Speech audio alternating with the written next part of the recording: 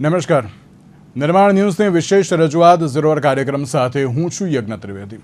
દર્શક મિત્રો, આજે ઝીરોડ કાર્યક્રમમાં ચર્ચા વિચારણા કરવાની છે એક મહત્વપૂર્ણ મુદ્દાને લઈને કે જે અત્યારની પરિસ્થિતિ સામે આવી છે. મોતની એક ફટાકડાની ફેક્ટરી સામે આવી છે. હું બહુ જ સ્પષ્ટપણે અત્યારે તો કહું છું, મોતની ફટાકડાની ફેક્ટરી છે. કારણ કે જે અત્યારે પરિસ્થિતિ સામે આવી અમદાવાદના વસ્ત્રાલ વિસ્તારમાં રામોલ ગતરાડ રોડ ઉપર એક ફટાકડાની ફેક્ટરીમાં બ્લાસ્ટ થયો. સૌથી પહેલી બાબત તો એ કે ફેક્ટરી ગેરકાયદેસર હતી. એક તાડપત્રીની નીચે ત્યાં ફટાકડા બનાવવાનું જે કાર્ય થતું હતું, આના હું કહું છું કે અત્યારે કોઈ બીજું પણ આ ત્યાંના જે દ્રશ્યો અત્યારે તો અમારા જે સંવાદદાતાએ બતાવ્યા હતા તે અત્યારે તો પરિસ્થિતિ દર્શાવી રહ્યા છે. અને સાથે તેમાં એક એવી પણ બાબત સામે આવી કે જેમાં જે આ ફેક્ટરી હતી તેનું આ પહેલાં લાયસન્સ કેન્સલ થઈ ગયું હતું અમુક સંજોગોને અનુસાર, અને પછી ફેક્ટરી હજુ પણ ચાલુ હતી. હવે એક બાજુ લાયસન્સ કેન્સલ થઈ ગયું તો પણ હજુ ફેક્ટરી યથાવત જોવા મળી રહી છે. તો એ કોની રેમ નજર હેઠળ? ફાયર ડિપાર્ટમેન્ટ દ્વારા કોઈ તપાસ હાથ ધરવામાં આવી હતી કે ભાઈ અહીંયા અત્યારે તો આ પ્રકારની પરિસ્થિતિ છે. તેમ તંત્રનો એક જે શું કહેવાય કે એક ડિપાર્ટમેન્ટ હોય છે, એક્સપ્લોઝિવ ડિપાર્ટમેન્ટ, એમના દ્વારા કોઈ તપાસ થઈ? અમદાવાદ મ્યુનિસિપલ કોર્પોરેશનના અધિકારીઓ અત્યારે તો જોવા મળ્યા? કારણ કે એક બાજુ લાયસન્સ કેન્સલ થઈ જાય છે અને પછી આ પ્રકારની ઘટનાઓ અત્યારે તો બનતી રહેતી હોય છે. તો ક્યાં સુધી સાંખી લેવાની આને? આ આજની ઘટના નથી. એપ્રિલ 2025માં બોટાદમાં ઘટના બની હતી કે જેમાં 2 બાળકો સહિત 4 લોકોના મૃત્યુ થયા હતા. ડીસામાં સૌથી મોટી ઘટના હતી એ તો કે જેમાં ગેરકાયદેસર આખું ગોડાઉન જ પકડાયું હતું. એમાં જે બ્લાસ્ટ થયો કે એમાં 21 લોકોના મૃત્યુ થયા હતા. એ સમયે પણ કહ્યું હતું કે અમે તમામ જગ્યાએ અમે બધું જોઈશું, બધી જ વાતો થઈ. પછી વાંચ ગામની એક ઘટના બની હતી કે જેમાં પણ આ રીતે બ્લાસ્ટ થયો હતો, 7 લોકોના મૃત્યુ થયા હતા. ત્યારબાદ કપડવંજની જે એક ઘટના બની હતી કે જેમાં પણ બ્લાસ્ટ થયો હતો કે જેમાં 10થી વધારેના મૃત્યુ થયા હતા. અને હવે આ જુલાઈ 2026નો લેટેસ્ટ આંકડો કે જેમાં 8થી વધુના મૃત્યુ થયા હોવાની વિગતો સામે આવી છે અને 12થી વધુ લોકો તેમાં ઘાયલ થયા હોવાની પણ બાબત સામે આવી છે. સાથે સવાલ આમાં એ થતો હોય છે કે તંત્ર કરતું હતું શું? આટલા દિવસ સુધી શું ઊંઘી રહેતું હતું કે એમને અત્યારે તો કંઈ ખબર જ નથી કે ના અત્યારે તો ક્યાં ફેક્ટરીઓ ધમધમે છે, કયા પ્રકારની પરિસ્થિતિ છે? તેમ તમામ મુદ્દાઓ પર મારે આજે ચર્ચા વિચારણા કરવી છે. ચર્ચા વિચારણા કરવા માટે અમારી સાથે અત્યારે જોડાઈ ગયા છે પરેશભાઈ વાઘેલા કે જેઓ એડવોકેટ છે અને સાથે સાથે બાર કાઉન્સિલ ઓફ ગુજરાતના મેમ્બર પણ છે, અને સાથે શૈશવભાઈ વોરા અમારી સાથે જોડાઈ ગયા છે કે જેઓ બ્લોગર છે. આ બંનેનું સૌથી પહેલાં તો સ્વાગત છે. શૈશવભાઈ, શરૂઆત તમારાથી કરી સાથે.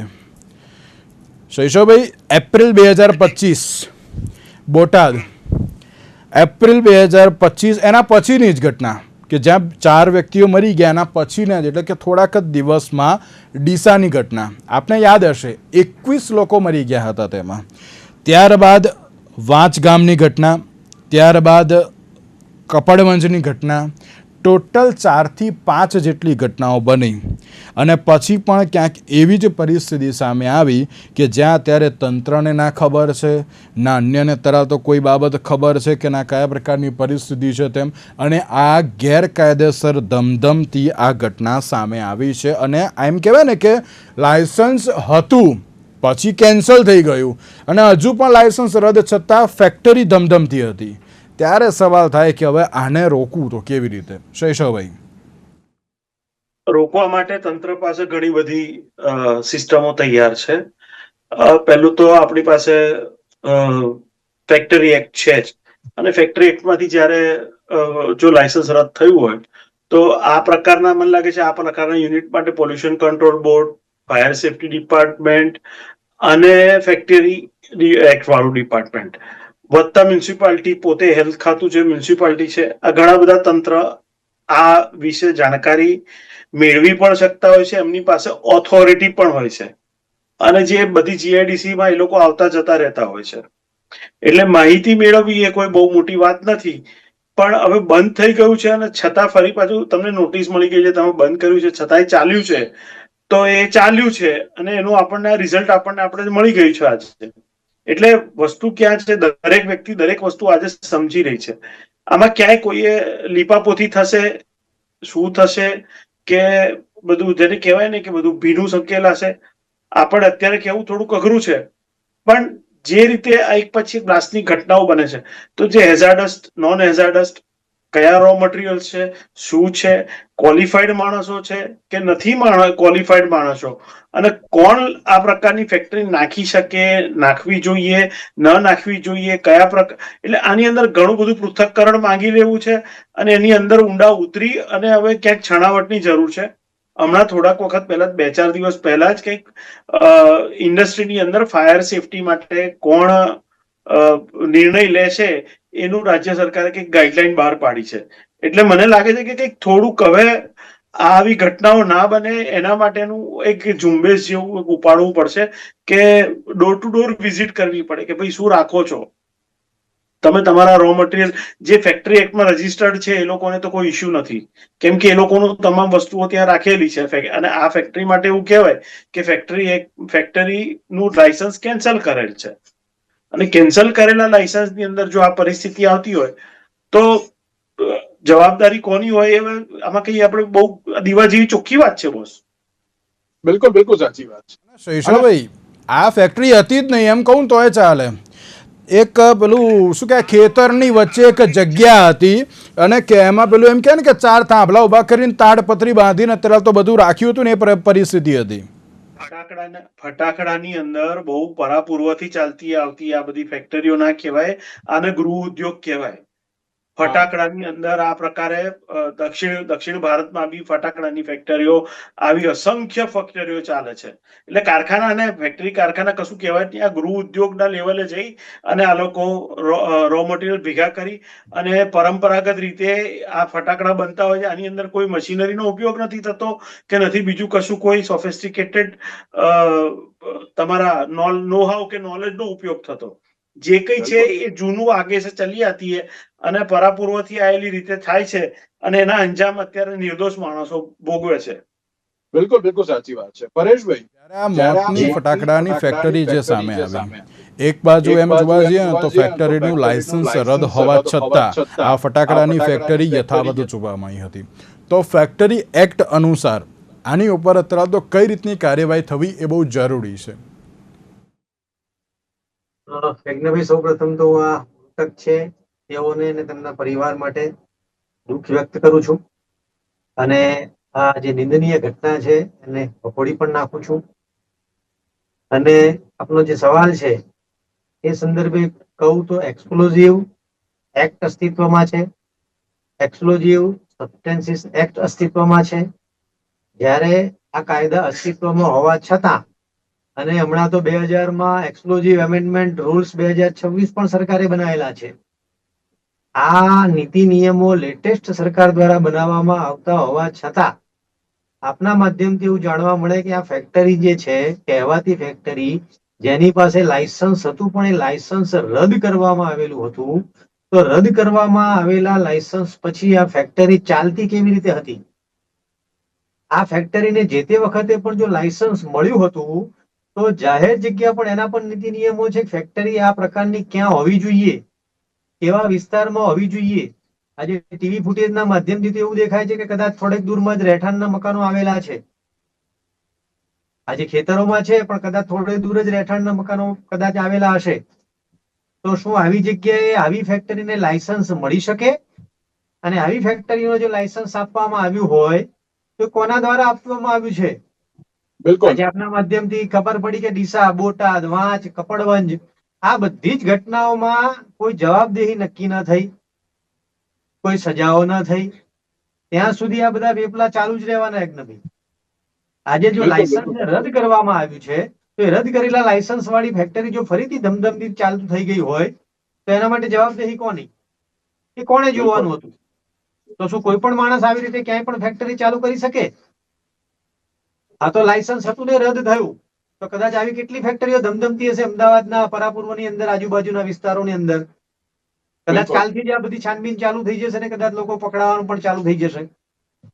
તો આ 8 લોકો તો પરેશભાઈ આની ઉપરથી એમ કહી શકાય ને કે આ તો ફેક્ટરી એક્ટના જે કોઈ નિયમો છે એને તો અત્યારે તો ગોળીને પી જતા હોય ને તે પ્રમાણે પરિસ્થિતિ સામે આવી છે. ઘોડીને પીતો ગયા જ, પણ આવા જે કાયદા છે, દેશની સંસદ દ્વારા બનાવેલા કાયદાઓનું સરેઆમ ઉલ્લંઘન કરવું, અને ઉલ્લંઘન કરનારને મદદરૂપ કોણ થાય છે, ધેટ ઇઝ ઇમ્પોર્ટન્ટ. લાયસન્સ રદ થઈ ગયું છે તો આ ફેક્ટરી ચાલે છે તો જોવાની જવાબદારી કોની હતી? સ્થળ વિઝિટ કોણ કરે છે? આજે લાયસન્સ રદ કરી દીધું તો વિઝિટ કરવાની જવાબદારી કોઈની હતી? એ પણ નીતિ નિયમોમાં છે, એ પણ એક્ટમાં છે. તો કોણ જોવા ગયું? બિલકુલ બિલકુલ સાચી વાત છે. એ એટલે ક્યાંક અત્યારે સવાલ સવાલ આમાં એ થતો હોય છે. હા બિલકુલ, તમારા ધ્યાન ઉપર જ નથી આવતી. કેવી રીતે નથી આવતી? તો આની બિલકુલ સાચી વાત. મહત્તમ જયારે 105 જૂની 304 લગાવવામાં આવતી હોય, એક્સપ્લોઝિવ એક્ટ મુજબની જુદી જુદી કલમો લગાવવામાં આવતી હોય, તો બંનેમાં સજાની 10 વર્ષ સુધીની જોગવાઈ છે. પણ એ 10 વર્ષ સુધીની જોગવાઈની અંદર જી કોની જવાબદારી નક્કી કરવામાં આવશે? તો જે ફેક્ટરી માલિક હતો એની એકલાની? બિલકુલ બિલકુલ સાચી ફેક્ટરી વાત. માલિક જે છે એની એકલાની જવાબદારી નક્કી કરવામાં આવશે, કે આને છાવરવામાં આવતા અધિકારીઓની પણ જવાબદારી નક્કી કરવામાં આવશે? અને જ્યાં સુધી એકદમ આ છાવરવામાં આવતા અધિકારીઓની જવાબદારી નક્કી કરવામાં નહીં આવે ત્યાં સુધી ઠેર ઠેર રાજ્યમાં આવા વેપલા ચાલુ રહેશે. એટલે સૌપ્રથમ તો જ્યાં ગુનો દાખલ થાય છે એની અંદર બેસી અને ફરિયાદ આપનારે, ફરિયાદ દાખલ કરનારે, આ ફેક્ટરીનું લાયસન્સ કોણે આપ્યું હતું, ત્યાંથી લઈ અને આની જવાબદારી કોની બનતી હતી, એ તમામ લોકોની વિરુદ્ધમાં ગુનો દાખલ કરવો જોઈએ. એવું બિલકુલ સાચી વાત છે. એટલે ત્યાં અત્યારે સવાલ ત્યાં જ આવીને ઊભો રહેતો હોય છે ને કે હવે આને છે ને અત્યારે તો રોકવો કેવી રીતે? રોકવાની વાત તો અત્યારે તો ત્યારે આવતી હોય છે કે જ્યારે ડીસાની જે ઘટના અત્યારે તો બની એ સૌથી મોટી ઘટના હતી, ત્યારથી જ ક્યાંક સમજી જવું જોઈએ ને કે ના આ પ્રકારની પરિસ્થિતિ છે અને અત્યારે તો રોકવી એ બહુ જરૂરી છે. પણ ત્યારે જ અત્યારે તો જો તંત્ર જાગ્યું હોત ને તો અત્યાર સુધીની જે આ બધી જે બાબતો જોવા મળી ને એ અત્યારે તો ના જોવા મળે. એટલે ચોક્કસ એમ કહેવાય કે ના આને અત્યારે તો રોકવું એ બહુ જરૂરી છે. સાથે મારે એક સવાલ અત્યારે તો એ પણ પૂછવો છે કે ક્યાંક શૈશવભાઈ એમ કહી શકાય કે અંદરો અંદર અત્યારે તો સંકલનનો ક્યાંક અભાવ છે? કારણ કે આમાં જે એક એવી બાબત સામે આવી છે કે ના કોર્પોરેશને જોયું, ના ફાયર ડિપાર્ટમેન્ટે જોયું, એટલે કોઈને ખબર જ નથી કે અહીંયા આટલી મોટી ફેક્ટરી ચાલે છે તેમ. ચલો ના ખબર હોય આપણે ચલો સમજી લીધું, પણ તમારે પહેલાં લાયસન્સે આપ્યું હતું, પછી પાછું રદ પણ કર્યું, એટલે પછી ચેક તો કરવા જવું હતું કે ભાઈ પેલા ભાઈએ બંધ કરી કે ના કરી એમ. હવે આવા કેસીસમાં મોટે ભાગે એવું થતું છે. અમદાવાદની અંદર છે ને, હું માનું છું કે કદાચ 2 લાખ ઉપર કારખાના છે નાના મોટા થઈને, અને ડોર ટુ ડોર જો આવી રીતે જોવા જાય તો તમારે એટલે ગુજરાત સરકાર પાસે સ્ટાફ ઓછો પડે એ પરિસ્થિતિ છે. એટલે ક્યાંક સેલ્ફ અવેરનેસ પણ જોઈએ કે મારે, અને એક બીજી વસ્તુ એ પણ હોવી જોઈએ કે ભાઈ મારે આ પ્રકારના પૈસા કમાવા છે કે નથી કમાવા. જેને શોર્ટકટ અને ગેરકાયદેસર પ્રવૃત્તિ કરી અને પૈસા કમાઈ લેવાની વૃત્તિ છે, એમાં પણ ક્યાંક તમારે લોભને થોભ રાખવો પડે એવી અત્યારે જેને કહેવાય ને કે સમાજ જીવનને તાતી જરૂરિયાત છે. હવે ડોર ટુ ડોર મ્યુનિસિપાલિટીથી લઈ અને ચારે બાજુ કન્સ્ટ્રક્શન ચાલી રહ્યા છે.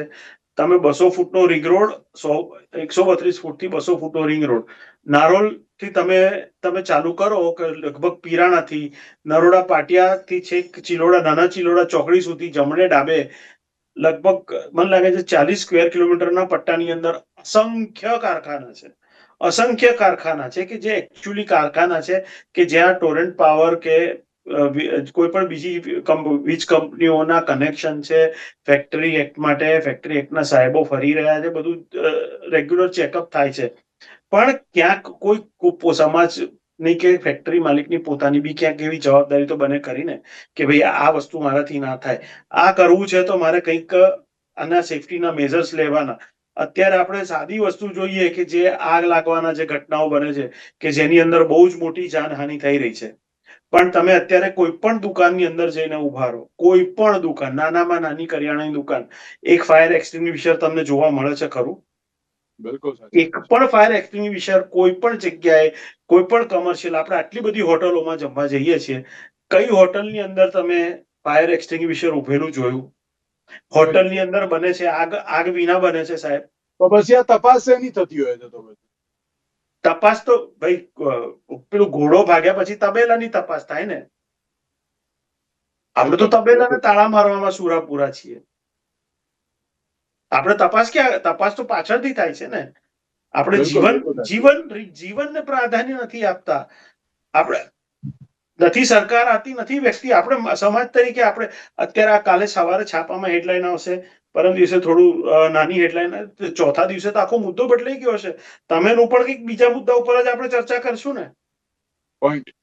કોઈ એકે મુદ્દા ઉપર આપણે ટકેલા કેટલો સમય રહીએ છીએ? બિલકુલ સાચી વાત છે. એટલે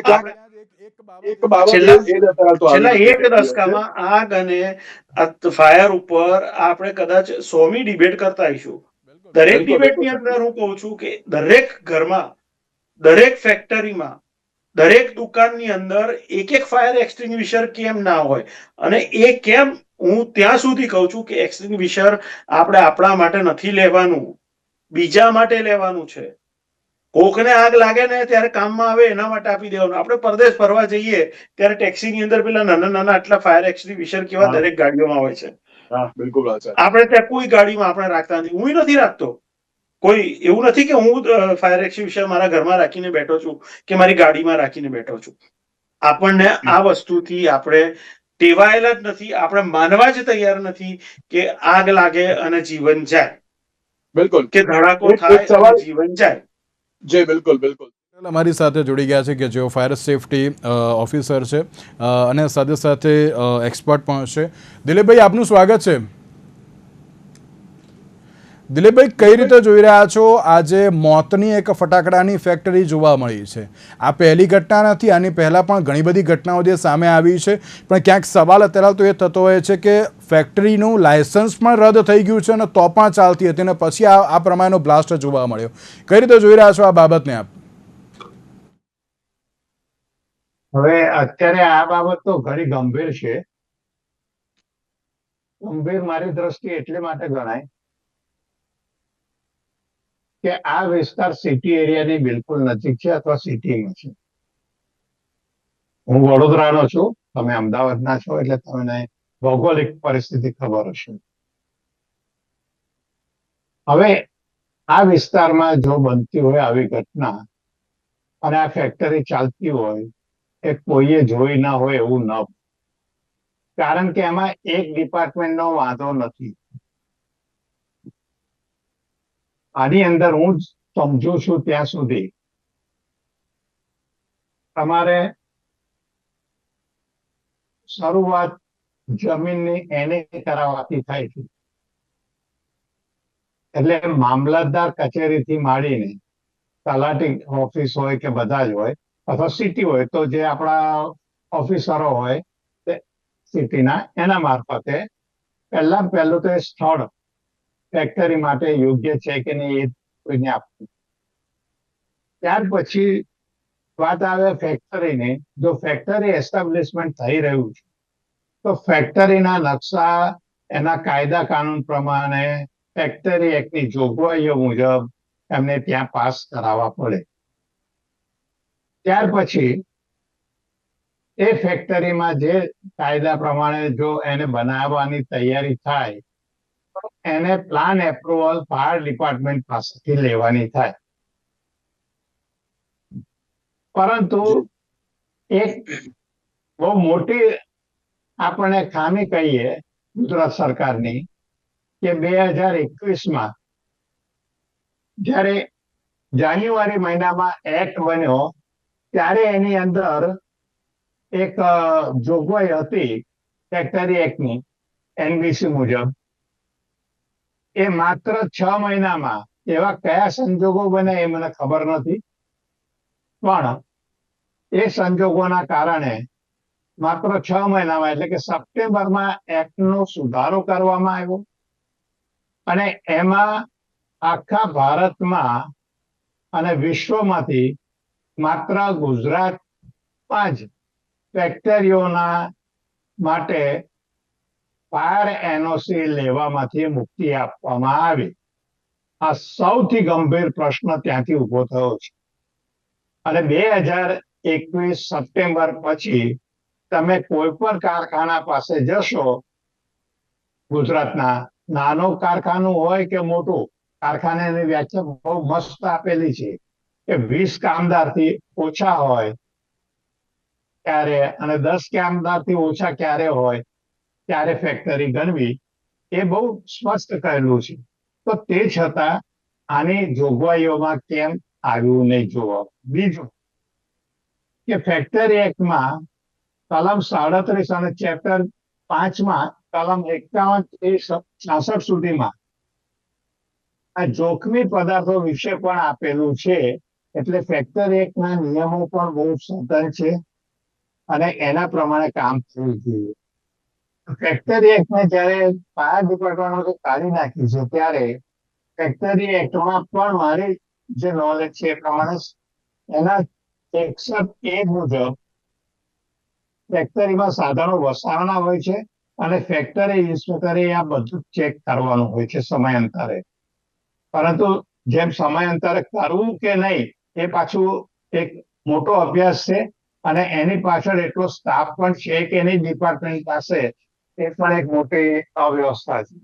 ત્યાર પછી આગળ વધીએ તો જ્યારે ફેક્ટરીનું લાયસન્સ મળી જાય, બધું થઈ જાય ત્યારે પેસોનું લાયસન્સ પણ લેવાનું હોય છે. પેસોનું લાયસન્સ લીધા પછી એમને કેટલો સ્ફોટક પદાર્થ કેટલી કેટેગરીમાં એમને ત્યાં રો મટીરિયલમાં અથવા ફિનિશ પ્રોડક્ટ તરીકે રાખી શકે તેની જોગવાઈઓ નક્કી કરેલી છે. શું આ જોગવાઈઓમાં ચૂક થઈ છે? અને આ બધામાં જો ચૂક થઈ હોય તો છેલ્લે પેસો પછી પોલીસ કમિશનર એનો લાયસન્સ આપતા હોય છે કે આ ફેક્ટરી ચાલુ કરી શકશે. તો ત્યાં સુધીની જે ચેનલ છે મારી ધ્યાન મુજબ આ બધી જ ચેનલ ઉપભોક્તાથી માંડી અને જ્યાં અરજી કરી છે પહેલી ત્યાં સુધીના બધા જ એમાં સંડોવાયેલા હોવા જોઈએ. બિલકુલ બિલકુલ સાચી વાત છે. અને તે પરેશભાઈ આખી ચેનલની વાત કરી એને, એટલે કે મામલતદારથી લઈને જે પેસો એક્ટની પણ વાત કરી ત્યાં સુધી ક્યાંક બધી જ જગ્યા પર તો લૂપ હોલ્સ છે. તો શું લાગે છે કે હવે કેવી રીતની કાર્યવાહી થવી બહુ જરૂરી છે? એકદમ શોકિંગ વાત તો એવું છે કે હમણાં પટેલ સાહેબે જે કહ્યું કે હમણાં તો એક્સક્લુઝિવ એમેન્ડમેન્ટ રૂલ્સ 2026 ની અંદર એ જે એમેન્ડમેન્ટ થયું એમાં મેક્સિમમ એમેન્ડમેન્ટ તો સેફ્ટી પ્રોટોકોલ્સને લગતું જ છે. જે પટેલ સાહેબે કહ્યું કે સેફ્ટી પ્રોટોકોલ્સ માટે શું કરવાનું, તો અત્યારે જે ઘટના ઘટી છે અને જે ફૂટેજ આપણે જોઈ રહ્યા છીએ એમાં તો ક્યાંય આવા સેફ્ટી પ્રોટોકોલ્સ તો દેખાતા જ નથી. કોઈ સેફ્ટી પ્રોટોકોલ ક્યાંય દેખાતા નથી. આમાં સેફ્ટી પ્રોટોકોલની વાત કરું હું તો એમ જ કહું ફેક્ટરી જ નથી દેખાતી આમાં તો. ઠીક છે, હવે આપે કહ્યું ટાટપત્રી નીચે, તો સવાલ એવો થાય કે તો લાયસન્સ કેવી રીતે મળ્યું એને? 100% વાત છે. અને લાયસન્સ મળ્યું ને તેમ છતાંય ધમધમી, તો પછી ત્યાં ઇલેક્ટ્રિસિટી કેવી રીતે જતી, પાણી કેવી રીતે પહોંચતું, બીજી બધી કોર્પોરેશનની કે પંચાયતની સુવિધાઓ કેવી રીતે પહોંચતી? તો આ લાયસન્સ જે ફેક્ટરીનું રદ કરવામાં આવ્યું હોય તેની જાણ સરકારના બીજા એકમોને કેમ નથી? એ વ્યવસ્થા આપણી પાસે કેમ નથી? જ્યાં વ્યવસ્થા હોત તો ત્યાં લાઇટ ન હોત, ત્યાં બીજી કોઈ સગવડ ન હોત તો કદાચ એ ચાલતો નહીં આવે એટલો. તો 8 જણા જે ગુજરી ગયા છે ને 12 જણા ઇન્જર્ડ છે, એકને હું તો મારો તો સવાલ એવો છે કે આના માટે જવાબદાર કોણ, જવાબદારી નક્કી કેવી રીતે કરવાની? અને આ જગ્યા પર પટેલ સાહેબે જેમ કહ્યું કે જયારે આટલા બધા એનેથી પ્રોસિજર લઈને આટલી લાંબી પ્રક્રિયામાંથી પસાર થઈને જયારે એક્સપ્લોઝિવની ફેક્ટરી બનતી હોય, હું તો કહું એમાં હેઝાર્ડિયસ તમારા પદાર્થો કેટલા છે, કેટલી તીવ્રતાના છે, એ પણ જયારે તમારે લાયસન્સ લેવા પડતા હોય તો પછી આ બધી પ્રવૃત્તિ આ જગ્યાએ લાયસન્સ કેવી રીતે પહેલા તો મળ્યું હતું? બિલકુલ. એના માટે જગ્યા લાયક હતી કે કેમ? ફેક્ટરી એના માટે લાયક હતી કે કેમ? એટલે આમાં એવું લાગે છે કે ફાસ્ટ ટ્રેકમાં તરત તો જો કેસ ચલાવવામાં આવે ને જલ્દીથી જલ્દી તેની પર યોગ્ય કાર્યવાહી થાય એ બહુ જરૂરી છે. બિલકુલ બિલકુલ જરૂરી છે. અને તાત્કાલિક અસરથી લાગતા વળગતા તમામ આરોપીઓને ગુનો પુરવાર થઈ સજા પણ થવી જોઈએ. તો જ ભવિષ્યમાં આ જે પ્યુનેટિવ લો છે, આજે મેં તમને કહ્યું હમણાં કે એક્સપ્લોઝિવ જે એક્ટ જૂનો છે 1884, એ તો સિવિલ વહીવટી કોમર્શિયલ ઓપરેશન્સ સંબંધીનો છે, પણ જે એક્સપ્લોઝિવ સબસ્ટેન્સીસ એક્ટ 1908 છે તે પ્યુનેટિવ જે સજા માટે છે, 10 વર્ષની સજા છે. અને જયારે આઈપીસી લેટેસ્ટ આપણે ભારતીય ન્યાય સંહિતા જોઈએ તો 105 મુજબની કલમ છે, તો એમાં પણ culpable homicide not amounting to murder, એટલે વ્યક્તિ જાણે છે કે ભાઈ આ પરિસ્થિતિ જો કદાચ વિપરીત થાય તો કોઈ વ્યક્તિનું મૃત્યુ નીપજી શકે તેમ છે, તો 10 વર્ષની સજાની જોગવાઈ છે. જી બિલકુલ. શૈશવભાઈ 30 સેકન્ડ લાગે. કાર્યવાહી થશે કે પછી આની આ જ પરિસ્થિતિ જોવા મળશે? શૈશવભાઈ 30 સેકન્ડ. કાર્યવાહી થવી જ જોઈએ, થશે અને કરશે પણ ખરા. પણ મને નથી લાગતું કે આપણી પ્રજા એટલી સિરિયસ છે અને સુધરશે. દિવાળી નજીક છે, ફટાકડા ગેરકાયદેસર રીતે ચારે બાજુ આપણે ખરીદતી વખતે જોતા નથી કે આપણે સાચું ખરીદ્યું છે, ખોટું ખરીદ્યું છે. ખાતી વખતે પણ આપણે જોતા નથી. આ જ વસ્તુ છે, ડિમાન્ડ છે એટલે સપ્લાય ગમે ત્યાંથી પેદા થવાનો. આવી તાડપત્રીની નીચે થયેલી ફેક્ટરીઓ ઊભી રહેવાની. સરકારને ખબર છે, સરકારી મશીનરીને ખબર છે, પ્રજાને ખબર છે, અને છતાંય ચાલ્યા જ કરે છે. દર વર્ષે આ 10 વર્ષથી આપણે આ રીતે બેસીએ છીએ અને આ વસ્તુ ફરીને ફરી રિપીટ થાય છે. ઓકે. વાઘેલા સાહેબ ને પટેલ સાહેબ જેવા તજજ્ઞો આવે છે, બધા જ રિપોર્ટો કે છે, બધી જ તમને સજેશનો આપે છે, પણ છેલ્લે પથ્થર ઉપર પાણી. અને બિલકુલ. શૈશવભાઈ તમે દિલીપભાઈ. કહ્યું દિલીપભાઈ એક જ મિનિટ પરેશભાઈ. જી દિલીપભાઈ ખાલી 30 સેકન્ડ. કઈ રીતની કાર્યવાહી જરૂરી છે દિલીપભાઈ? કઈ રીતની કાર્યવાહી જરૂર છે? ખાલી 30 સેકન્ડ. હા, આની અંદર સૌથી પહેલા તો અત્યારે કારખાનામાં જે નવો એક્ટ ફેક્ટરીનો બનાવી રહ્યા છે એની અંદર આ બધી કડકમાં કડક જોગવાઈઓ થાય. જોગવાઈ કરવી એટલું નહીં, એનો અમલ થાય, ઇમ્પ્લિમેન્ટેશન થાય, એ સૌથી જરૂરી છે. અને વારંવાર એનું દર ત્રિમાસિક અથવા 6 માસિક એનું ઇન્સ્પેક્શન કન્ટિન્યુઅસ થાય અને એનો રેકોર્ડ કન્ટિન્યુ રહે દરેક ફેક્ટરીઝમાં, તો આવી ઘટનાઓ બનવાના ચાન્સીસ ઓછા થાય. ઓકે દિલીપભાઈ, પરેશભાઈ, મિત્રોનો આભાર અમારી સાથે આ ચર્ચા વિચારણામાં જોડાવા માટે. Thank you so much. તો દર્શક મિત્રો, હવે જોવાનું એ રહ્યું કે ઘટનાઓ ઘણી બધી સામે આવે છે, તંત્ર કેટલું ઝડપી જાગશે અને તેની ઉપર અત્યારે તો યોગ્ય કાર્યવાહી કરશે. આજના વિશેષ કાર્યક્રમ આપશે. નમસ્કાર.